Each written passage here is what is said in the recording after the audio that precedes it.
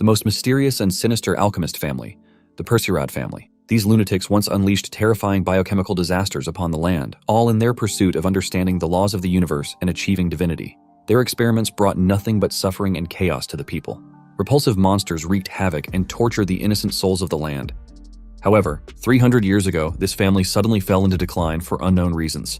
From then on, our protagonist, Isao Persirad, the only talented descendant of the family, swears to restore his family's glory by creating biochemical weapons that will rival the gods. Right now, his greatest experiment, the final calamity, is about to be completed after 400 days of tireless work. Isao then tells his filthy assistant to begin the final steps and to make sure the azoth cultivation fluid doesn't go below 70%.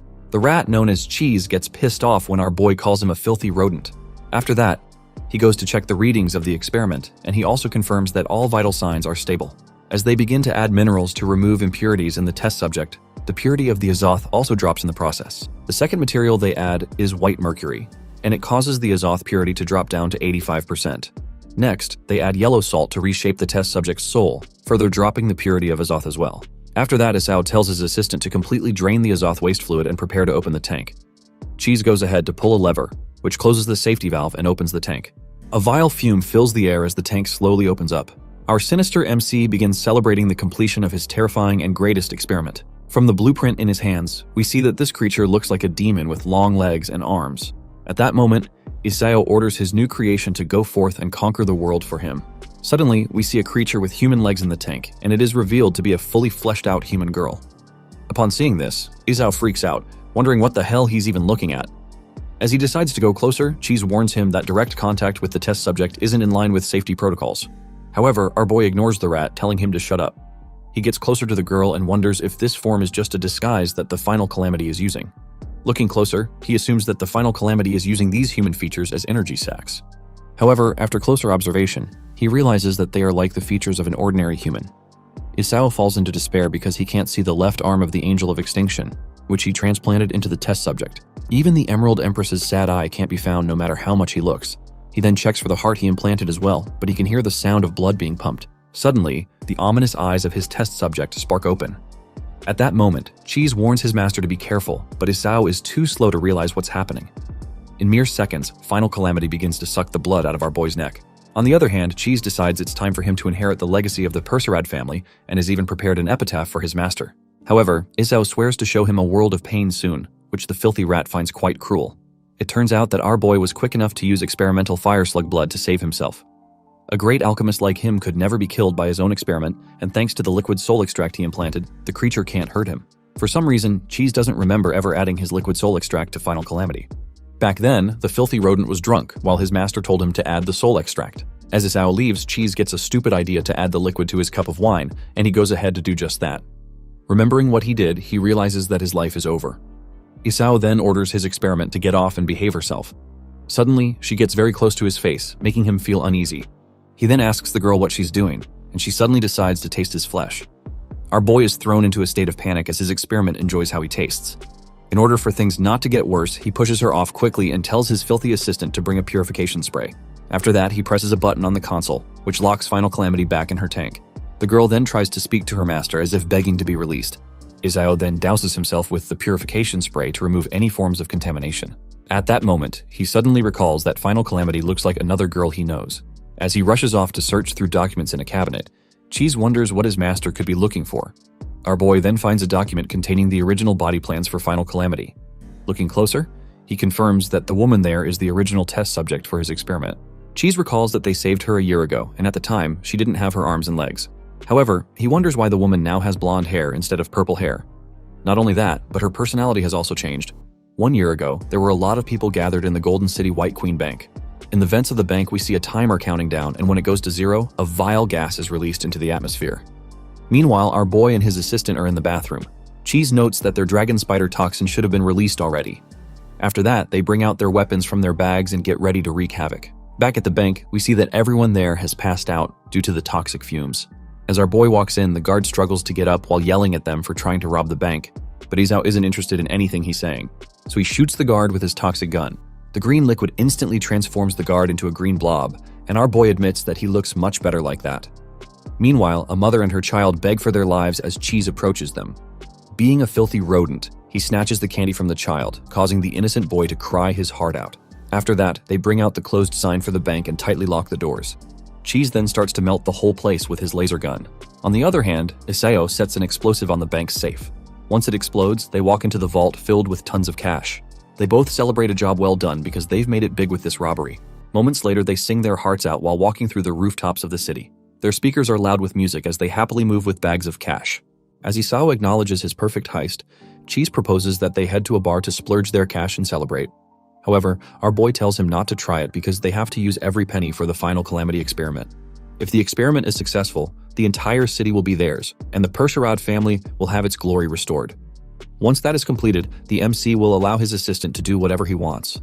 They both reveal their fantasies of wanting the mayor to pour drinks for them and to also humiliate all the city heroes. While they are filled with laughter, a loud shot pierces through the atmosphere. They quickly duck to the ground while wondering if they've been caught by the Safety Inspection Bureau. The scene then switches to one of the city heroes, Homurke, also known as the Bullet Gentleman. He slowly walks through an alley where we see the injured purple-haired lady who was used in the original experiment. Cheese complains about Homurke looking down on them, but his master tells him to listen. Homurke reveals that the woman is a member of the Hellhound unit and he asks her where their assassination list is hidden. The lady trembles in fear as the man towers over her. He then laughs at her as he recalls that her vocal cords have been removed like the rest of their members in order to maintain their secrets. As she tries to grab an item from her back, her arm gets shot immediately. Homurke can't believe that she's even trying to make a move in her situation. He looks at the ground, seeing that she's just trying to grab a teddy bear. The old man picks it up, wondering if the list is hidden inside the stuffed animal. The injured lady grabs his clothes as if begging him to let go of the teddy bear, but he smacks her head with his gun. He stomps on her head and realizes that the toy is important to her. He then returns it to her but suddenly shoots off the head, angering the lady in the process. After that, Homurke decides it's better for him to return with her corpse and receive a reward. At that moment, Izo reveals himself and calls Homurke nothing but a money-hungry old man. The old man quickly points his gun at our boy and asks who he is. Isao calmly walks into the spotlight and introduces himself as the greatest alchemist of the century. Isao then goes ahead to also introduce the filthy rodent as his assistant. Cheese corrects the MC, saying that they're equals and he should also get his name right. Suddenly, the two of them start arguing stupidly over the titles to use in Cheese's name. Feeling irritated, Homurke threatens they'll never see their mothers again if they continue interrupting him. The MC and his assistant decide to prove that they're not ones to be underestimated. They end up throwing their bags of cash towards the old man to show the results of their heist. Homurke is shocked to see so much money, but then he realizes that they are the ones who robbed the White Queen Bank. Our boy and Cheese bask in their glory as the old man realizes what they've done.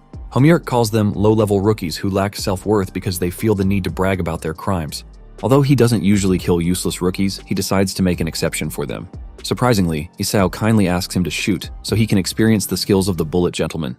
Homurke gladly tries to pull the trigger, but it seems to be jammed. His hands start to tremble, and he notices that his gun suddenly feels quite heavy. The old man falls to his knees as he struggles to keep his balance. He then looks at the money bags and sees toxic fumes being emitted from inside them. Isao reveals that this gas relaxes the muscles, and the old man has been inhaling it for over a minute. Struggling to breathe, Homurke asks if our boy is trying to save the woman, but the protagonist reminds him that villains such as themselves don't engage in heroic deeds. He shoots the old man with his gun while letting him know that they dislike city heroes. After that, Homurke turns into a slimy blob with a beard. Cheese feels like these heroes aren't even much as he watches the Bullet Gentleman bounce away. With that settled, he decides they should clean up and head back to base to have some fun. However, he is surprised to see Isao close to the injured woman. The MC tells him that he's observing to know how much longer the woman can survive. She is severely injured, with most of her limbs gone and her heart rate showing signs of failure. From his observation, Isao also sees that there are about 4 toxins in her bloodstream. He is both impressed and curious to know why the Inspection Bureau would use such methods on her. Meanwhile, Cheese tries to get him to forget about the lady and just head back to base. He wonders if our boy is actually thinking of saving her.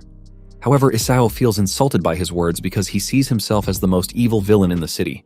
He quickly grabs his money bag and tells his assistant that they should go quickly.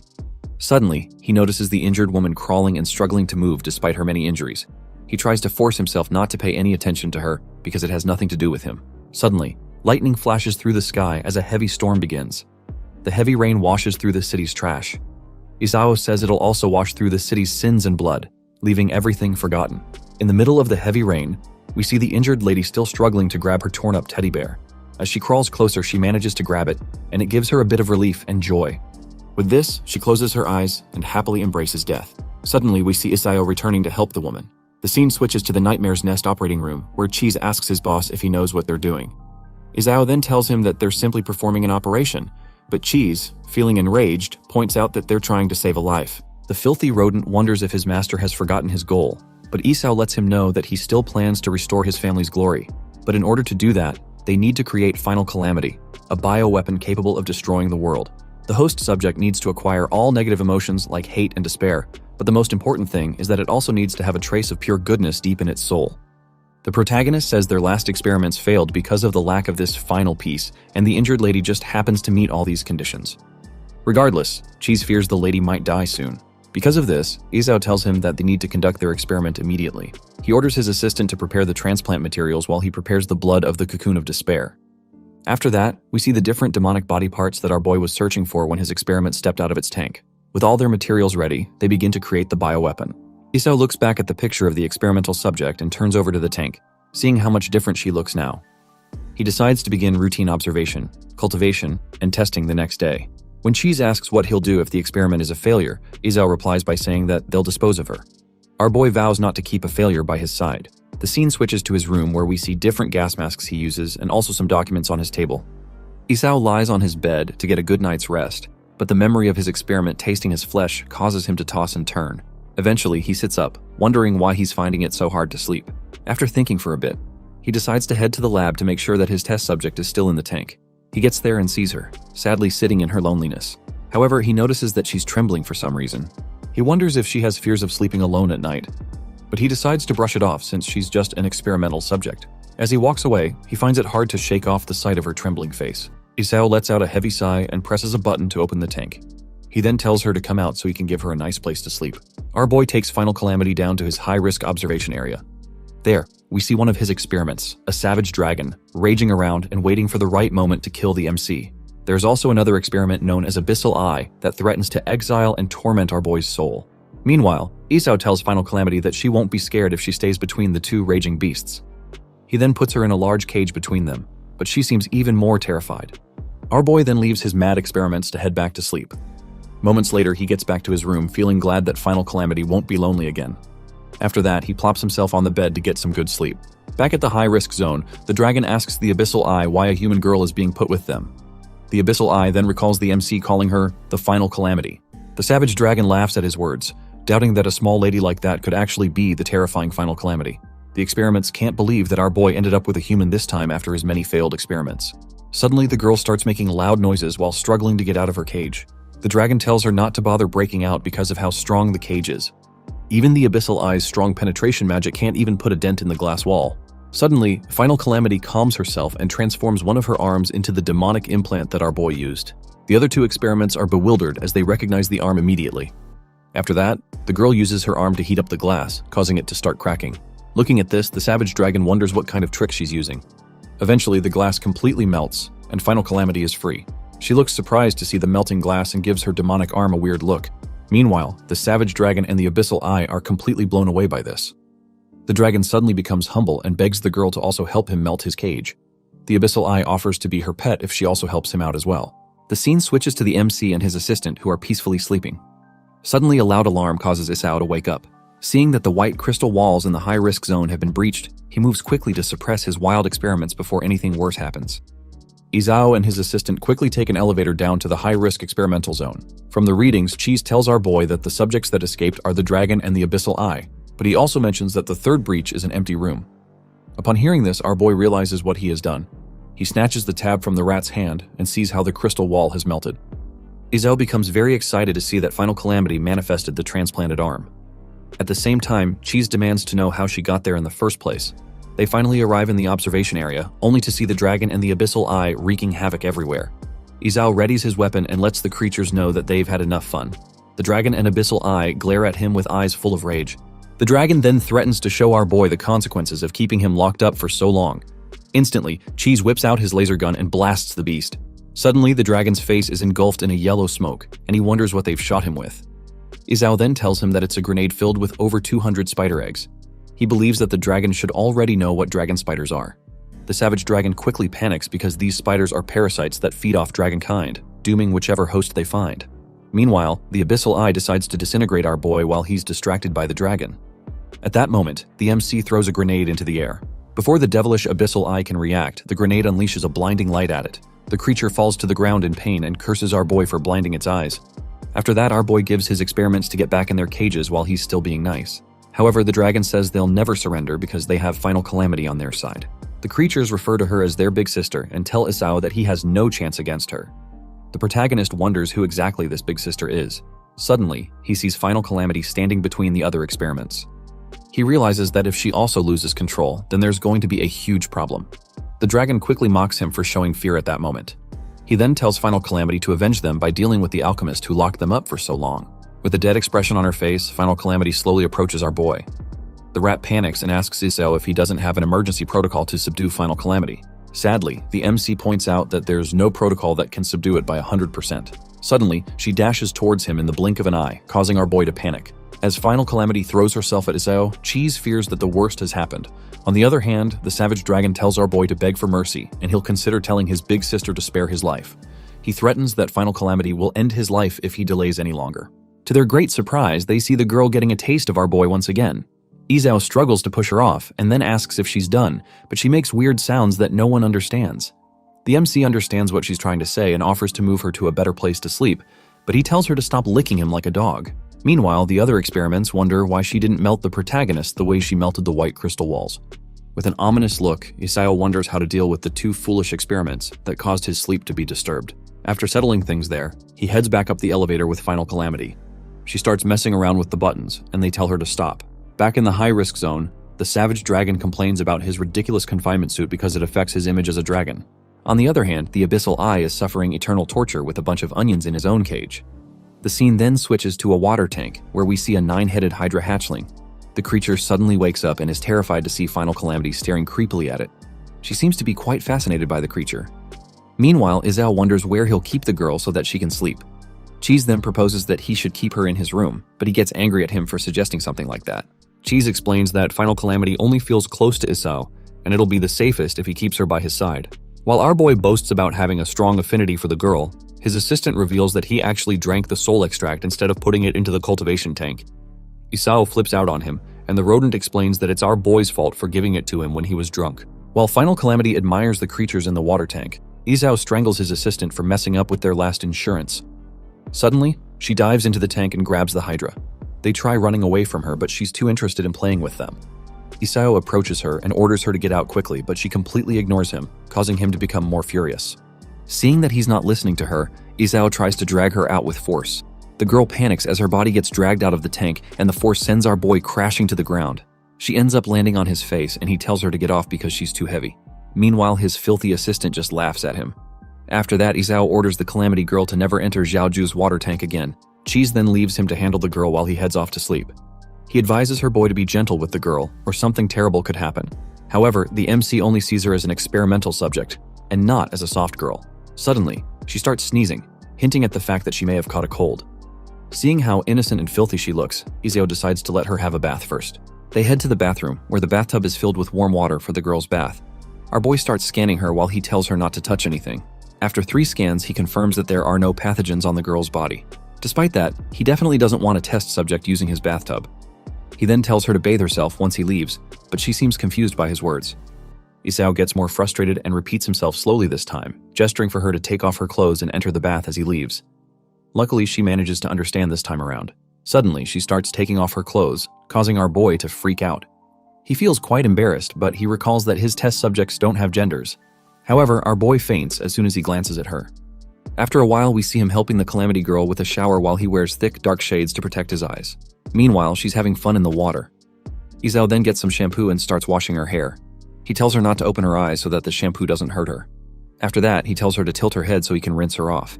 Looking closely, he can't help but admit that her features are deceiving. After turning off the water, he tells her to dry off by herself. He refuses to take care of her even though she's the Final Calamity. Suddenly, Isao slips on a bar of soap, causing him to fall into the bathtub. The protagonist is in a lot of pain thanks to hitting his head on the edge of the tub. He regrets not taking the Calamity Girl to the sterilization room, which would have been much easier. On the other hand, she looks worried about him. He suddenly realizes how close he is to her. At the same time, the rat bursts into the bathroom to show his boss the riot collar he found. Seeing the situation Isao is in, he decides to give them some privacy and shuts the door. Moments later, he comes back in and tells our boy to wear a safety suit. making Isao throw a bar of soap at him as he shuts the door. Cheese is obviously misunderstanding the situation, but he doesn't seem to care. He looks over to his former master's picture and assures her that Isao's preferences are normal. Back in the bathroom, our boy finally helps the Calamity Girl to dry off. He opens a cupboard to bring out a hairdryer. He then plugs it into the wall and helps the girl to properly dry her hair, but she seems startled by the device. Looking closer at it, she finds it similar to the guns that were used to deal with her by bullet gentlemen. As she recalls this, she starts to tremble in a cold sweat. As Isao tells her to hold still, he suddenly sees that she's no longer there. He looks around for her and wonders where she could have gone.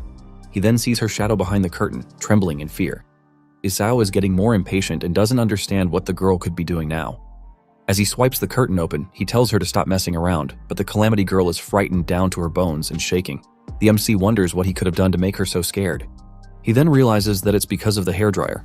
He figures that it reminded her of the gun used against her, and he also realizes that her brain still holds fragments of her past memories.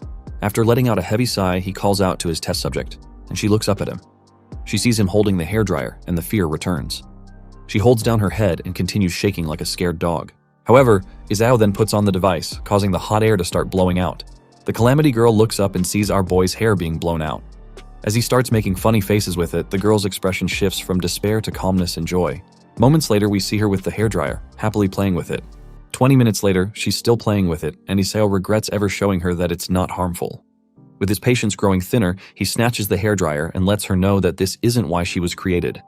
With a cute look, she begs our boy to give it back to her, but her charms don't work on him. He puts the hairdryer back in the cupboard and locks it with a key. He says he'll let her play with it in the future if she behaves, but for now she needs to go to bed. Feeling sad, the Calamity Girl reluctantly agrees. Isao suddenly sees himself with a bigger problem because he's trying to figure out where the girl will sleep for the night. His bed isn't an option because he has a rule to keep all his experiments away from his bed. He notices something and suddenly sees the Calamity Girl happily tucked in on his bed. He quickly tries to drag her out because she has broken his one rule. He finally gets her to the floor, but she looks very sad about it. He then lets her know that she's never allowed to be on his bed. He tells her to sleep on the floor and not to make a single noise or try to sneak out. After that, the MC puts off the lights, ready to get some sleep. However, he suddenly feels anxious that she might go berserk in the middle of the night. He looks over the bed and sees that she's peacefully asleep on the floor. Looking closely at her, he realizes that there are low chances of her going berserk. As he tries to sleep, he starts hearing noises and wonders what she's doing. Isao tells the Calamity Girl to stop moving around and go to sleep. The noise finally stops, and he now has peace.